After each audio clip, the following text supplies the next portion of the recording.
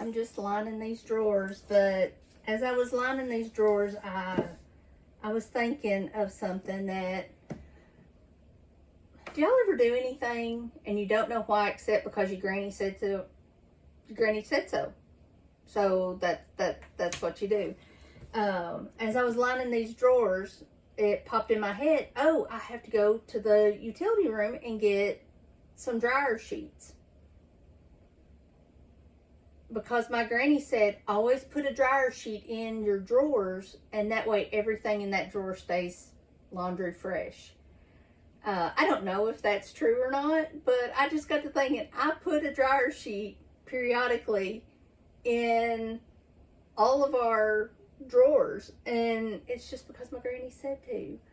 And I think it does work, but that just made me think of her, and she's been gone a long time. She passed away in 2002.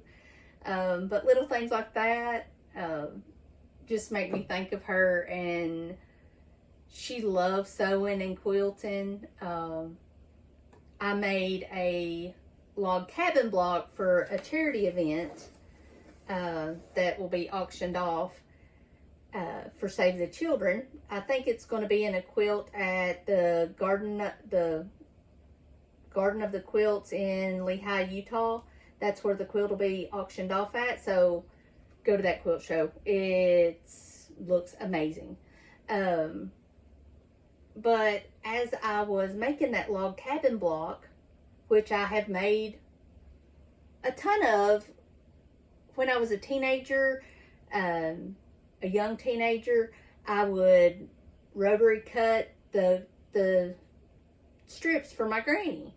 And then I would help sew them together. She sold quilts, and mainly she sold log cabin quilts, and she would quilt them, and we'd come in from school, or on a Saturday if we were there. I was at my granny's every day.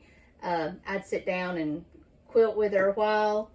I never will forget one of the first times. It was a snow day, and I was at Granny's quilting with her, and she said, Bridget, you could hang your toe in that stitch. So we had to take that little line of stitches out and make teeny tiny little stitches. But as I was making that log cabin block, I just started crying. I've made several quilts in my adult life, but I had not sewn a log cabin block since she had passed in 2002. That's 23 years. And that hit me so hard. I have no lies to tell. I sat and just bawled. But yet it was good memory.